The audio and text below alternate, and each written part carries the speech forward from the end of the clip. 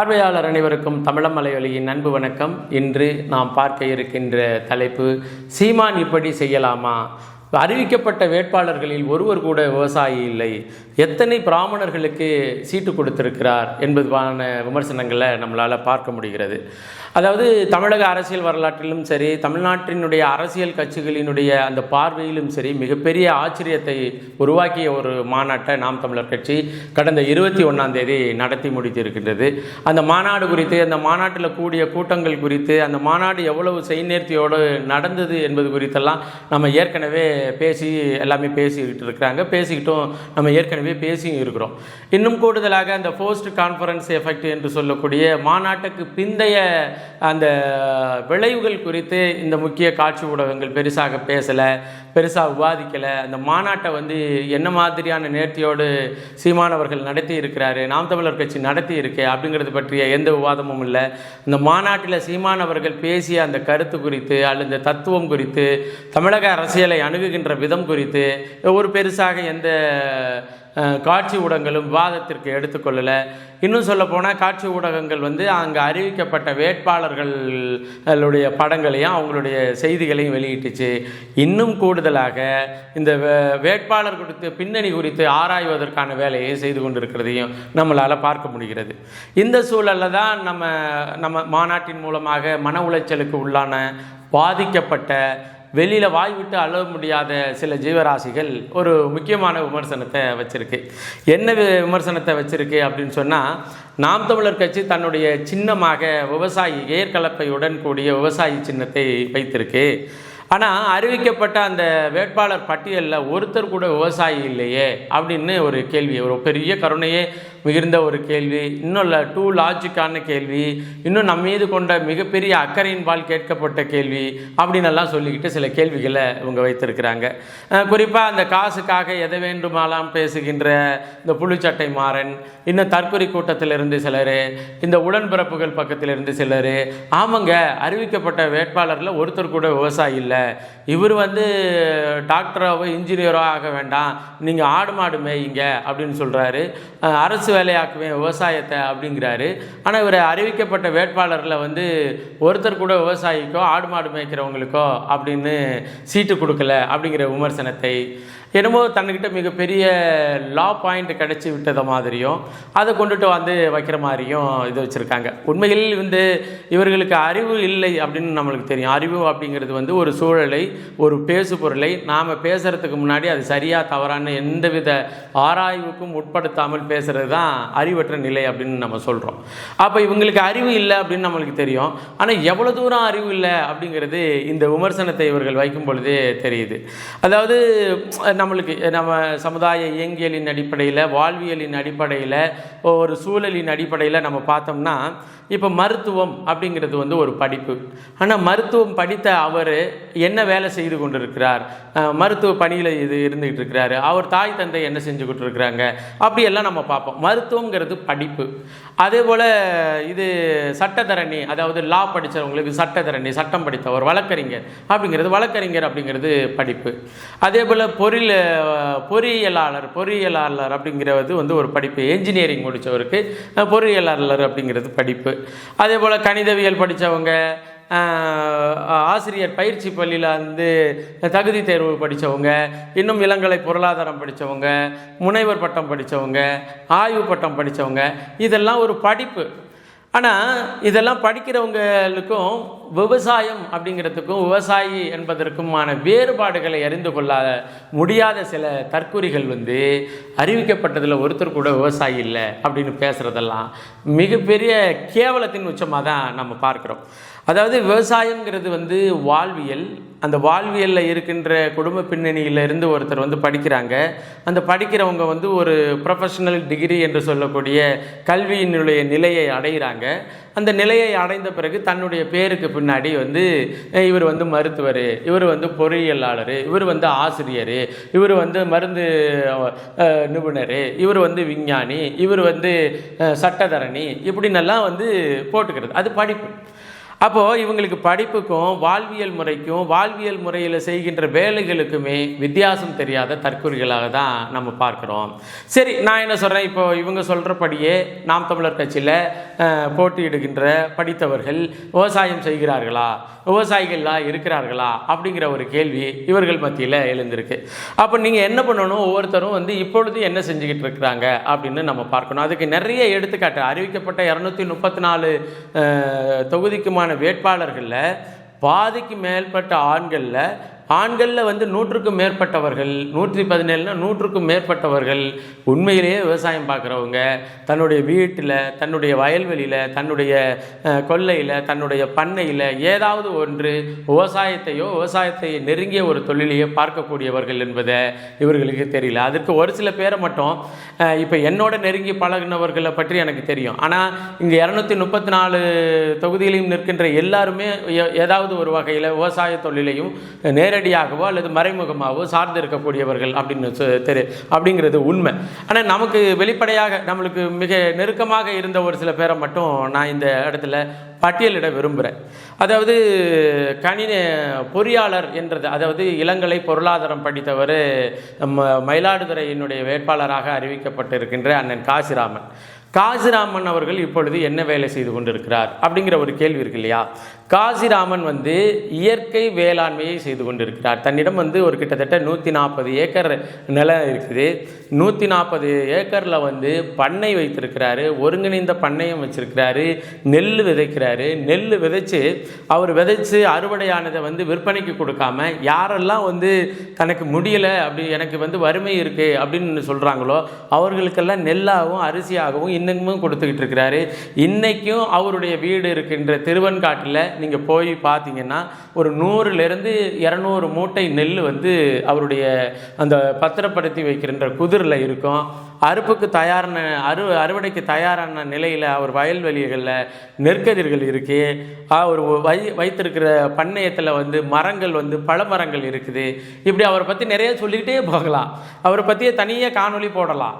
அப்போ அவ்வளவு வேலையை செய்து கொண்டு இருக்கிறவர் இளங்கலை பொருளாதாரம் என்று அவர் படித்த படிப்பை மயிலாடுதுறை வேட்பாளர் என்கின்ற முறையில் அண்ணன் சீமான் அவர்கள் அறிவிக்கப்படும் பொழுது, மயிலாடுதுறை போட்டியிடுகின்ற என்னுடைய தம்பி காசிராமன் இளங்கலை பொருளாதாரம் என்று தான் அறிவிக்க முடியுமே ஒழிய, அவர் படிச்சிருக்கிற படிப்பு, அவர் இப்போ வச்சிருக்கிற பண்ணை, அவர் இப்போ செஞ்சுக்கிட்டு இருக்கிற வேலை, அவர் செஞ்சுக்கிட்டு இருக்கிற விவசாயம், இது குறித்தெல்லாம் அதே மேடையில் சொல்லி அதெல்லாம் விளக்க முடியாது அப்படிங்கிறது இந்த விமர்சனம் வைக்கின்ற இந்த இழிவான சிந்தனை உடையவர்களுக்கு தெரிந்திருக்க வேண்டும். அப்படி இல்லாட்டினா நம்ம என்ன செய்ய முடியும்னா, விமர்சனம் வைக்கிறதுக்கு முன்னாடி உண்மையிலேயே இதில் யாரும் விவசாயம் பார்க்கலையா, விவசாய வேலை செய்யலையா, இவங்க யாருமே இந்த வேலையில் இல்லையா அப்படின்னு பார்த்துட்டு விமர்சனம் வைக்கணும். ஒன்று இப்போ காசிராமன், இரண்டாவது ஐயா மருத்துவர் கார்மேகம் அப்படின்னு சொல்லிட்டு அவரை மிகச்சிறந்த மருத்துவராக உங்களுக்கு தெரியும். அவர் இப்போ ஈரோட்டுக்கு பக்கத்தில் ஒரு தொகுதிக்கு வேட்பாளராக அறிவிக்கப்பட்டிருக்கிறாரு. ஐயா கார்மேகம் வெள்ளக்கோயில் அந்த பக்கத்தை சேர்ந்தவர். அவருக்கு கிட்டத்தட்ட ஒரு 58 ஏக்கர் அளவில் தென்னந்தோப்பு இருக்குது. அவர் என்ன பண்ணுவார் அப்படின்னு சொன்னால், அவர் மருத்துவ பணியிலிருந்து மருத்துவத்துறையில் வேலை பெற்று இப்போ ஓய்வு பெற்றுட்டார்.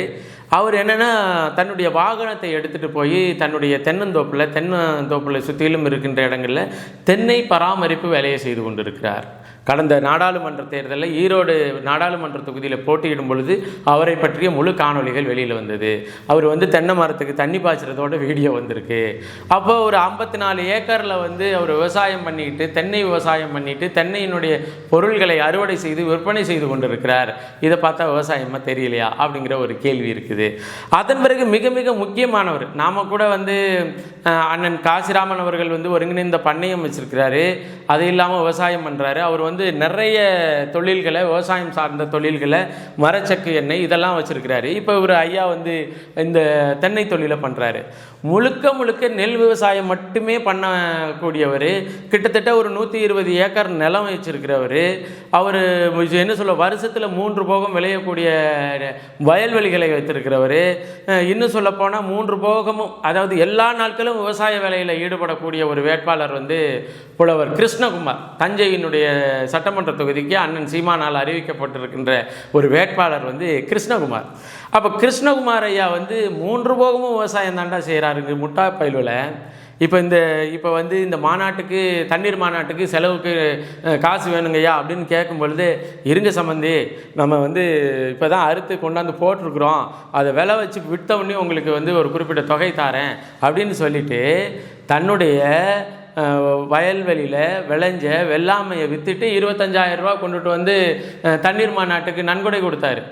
அதே போல் கட்சியினுடைய எல்லா நிகழ்வுகளுக்கும் அவர் விவசாயம் பண்ணி அவர் சொந்த உழைப்பை போட்டு அவரது 100 ஏக்கரில் விளைகின்ற நெல் விவசாயத்தின் மூலம் கிடைக்கின்ற பொருளாதாரத்தை வச்சு தான் அவருடைய வாழ்வியலை அணுகிட்டு இருக்கிறாரு. இப்போ நான் சொன்னலையா, ஒன்று காசிராமன் அண்ணன், இன்னொன்று மருத்துவர் ஐயா கார்மேகம், இன்னொன்று அண்ணன் ஐயா கிருஷ்ணகுமார். இப்போ 4வது ஒரு நபர் தம்பி சிவசங்கரனை வந்து வேட்பாளரை அறிவிக்கும் பொழுது அவர் வந்து அண்ணன்ட்ட வந்து, அண்ணன் நான் பண்ணை வீட்டில் விவசாயம் செஞ்சுக்கிட்டு இருக்கிறேனே, நான் இங்கேருந்து போய் அங்கே தூரத்தில் இருக்கிற ஒரு தொகுதியில் நிற்க முடியுமாண்ணே, நீங்கள் கொஞ்சம் மறுபரிசீலனை பண்ணுங்கண்ணே அப்படின்னு சொன்ன பிறகு, தம்பி இதெல்லாம் ஒரு தூரமாடா அப்படின்னு சொன்ன உடனே போய் இப்போ அவர் இருக்கின்ற பண்ணையில் இருக்கின்ற வீடு அது எல்லாத்தையும் விட்டுட்டு, பண்ணையில் பார்த்துக்கிட்டு இருக்கிற விவசாயத்தெல்லாம் விட்டுட்டு இன்றைக்கி வந்து அம்பாசமுத்திரம் தொகுதியில் போய் வேட்பாளராக நிற்கிறாரு சிவசங்கரன். இப்போ அடுத்து வந்து நம்ம சகோதரி சீதாலட்சுமி அவர்களினுடைய குடும்பம், அவங்களுடைய பின்னணி எல்லாமே விவசாயம் தான். அது வந்து எல்லாருக்குமே தெரியும். அவங்க தென்னை தொழில், மஞ்சள் தொழில், இது போன்ற விவசாயத்தின் மூலமாக வருகின்ற வேலையை தான் பார்த்துக்கிட்டு இருக்கிறாங்க.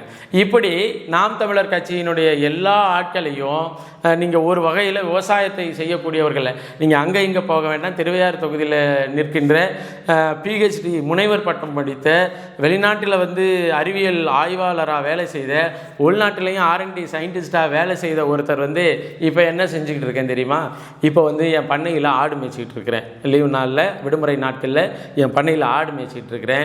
என்னுடைய 5 ஏக்கர் நிலம் உள்ள பண்ணையில் உழவு உழுது மரம் வைத்து கொண்டிருக்கிறேன். என்னுடைய இதில் வந்து பண்ணையில் ஒரு பகுதியில் வந்து மஞ்சள் நட்டு நான் வளர்த்துக்கிட்டு இருக்கிறேன். இன்னும் சொல்ல போனால் விவசாயத்திற்கான பொருள்களை நாம் வந்து இன்னொரு வயல்வெளிகளில் போட்டு அறுவடை செய்துக்கிட்டு இருக்கிறோம். முழுக்க கட்சி வேலைகள் தாண்டி மீதி எல்லா நேரமும் விவசாயத்தில் ஈடுபட்டு கொண்டிருக்கின்ற ஒரு ஆளு தான் நான். இப்போ எனக்கு வந்து என்னை வேட்பாளராக அறிவிக்கின்ற அந்த இடத்துல வந்து முனைவர் செந்தில்நாதன் அப்படின்னு சொல்லி திருவையாறு சட்டமன்ற தொகுதி விஞ்ஞானின்னு அறிவிச்சாங்கன்னு வச்சுக்கோங்களேன். இப்போ விஞ்ஞானிங்கிறது வந்து ஒரு வேலையாயா? விஞ்ஞானிங்கிறது வந்து ஒரு ப்ரொஃபஷனல் பார்ட்டு. ஆனால் அது வந்து it is not full part. நான் வந்து இன்னொரு பகுதியில் என்ன வேலை செஞ்சுக்கிட்டு இருக்கிறேன் அப்படிங்கிறத பற்றியெல்லாம் பேசாமல், விவசாயி யாருக்கும் இந்த சீட்டு கொடுக்கல, நிறுத்தப்பட்ட வேட்பாளரில் ஒருத்தர் கூட விவசாயம் இல்லை. இப்போ நான் கோடிட்டு காட்டின எல்லாருமே வந்து என்னோட நெருங்கின பழக்கம் உள்ளவர்கள் அப்படிங்கிறதன் அடிப்படையில் அவங்க என்ன செய்கிறாங்கன்னு எனக்கு தெரியும். இப்போ நான் சொல்லாத, எனக்கு தெரியாத பல பேர் வந்து என்னை விட தீவிரமான விவசாயிகளாக இருக்கலாம். நாம் தமிழர் கட்சியில் நிறுத்தப்பட்டவர் ஐயா மருத்துவர் கருப்பையா, அவருடைய மருத்துவமனையை பார்த்துக்கிட்டு அவர் இருக்கின்ற கொஞ்சம் இடத்துல வந்து அவர் விவசாயம் பண்ணிகிட்டு இருக்கிறாரு, மரங்கள் நட்டுருக்கிறாரு, தென்னை மரங்களை வைத்து சாகுபடி பண்ணிகிட்டு இருக்கிறாரு, தென்னை சாகுபடி பண்ணிகிட்டு இருக்கிறாரு, இதெல்லாம் செஞ்சிகிட்டு இருக்கிறாரு. இப்படி நிறைய பேரை நம்மளால் சொல்ல முடியும். ஆனால் நம் மீது நியாயமான விமர்சனங்களை வைப்பதற்கு பயப்படுகின்ற இந்த கோழைகள் போகிற போக்கில் ஒருத்தருக்கு கூட விவசாயி இல்லை. இப்போ நான்லாம் இப்போ 2021 கட்சியில் இந்த பார்த்துக்கிட்டு இருந்த வேலையை விட்டுட்டு அந்த நொடியிலேருந்து இங்கே பண்ணையில் விவசாயம் தான் செஞ்சுக்கிட்டு இருக்கிறேன். ஏதோ வருதோ, லாபம் வருதோ, நட்டம் வருதோ, இதுக்குள்ளேயே இருந்து நம்மளால் முடிஞ்சதை செய்து கொண்டு இருக்கிறோம். அப்போ போகிற போக்கில் ஒரு விமர்சனத்தை வைத்துக்கிட்டு அதை வந்து பெரிய லாஜிக்கல் பாயிண்ட் மாதிரி கேட்டுட்டு அப்படியெல்லாம் நம்மளால் பார்க்க முடிகிறது. இன்னொரு முக்கியமான செய்தி என்னென்னா, அறிவிக்கப்பட்ட வேட்பாளர்களில் எத்தனை பேர் வந்து பிராமண கடப்பாறை அப்படின்னு.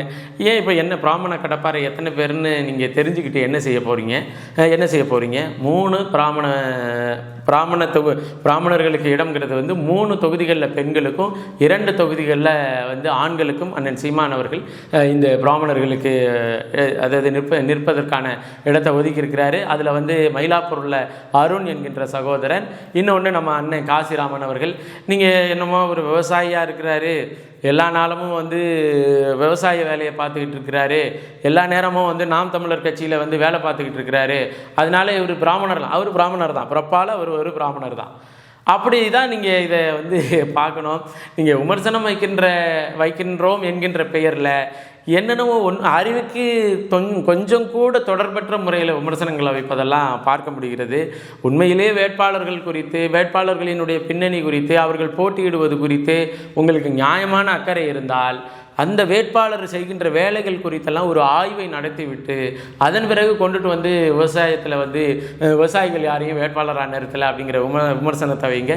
இன்னும் சொல்லப்போனால் எல்லாரையும் வேட்பாளராக அறிவித்த எங்களின் நம்பிக்கையுரிய வேட்பாளர் அண்ணன் சீமான் அவர்கள் அவர் ஊரில் இருக்கின்ற அரணையூரில் இருக்கின்ற 5 ஏக்கர் நிலத்திலையும் விவசாயம் பண்ணி அந்த விவசாயத்திலிருந்து வருகின்ற விளைச்சலில் வருகின்ற அரிசி இதையை தான் அங்கே அவர் வீட்டுக்கு அம்மா அனுப்பி வச்சு அங்கே சாப்பிட்டுக்கிட்டு இருக்கிறாரு.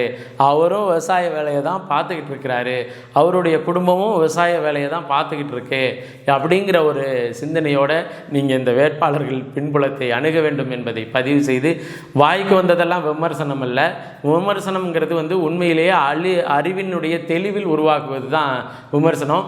அறிவற்ற நிலையில் நம்ம ஏதாச்சும் பேசிவிட வேண்டும் என்பதன் அடிப்படையில் வைக்கப்படுவதல்ல விமர்சனம் என்பதை பதிவு செய்து மீண்டும் ஒரு காணொளி பதிவில் இணைவோம். நன்றி, வணக்கம்.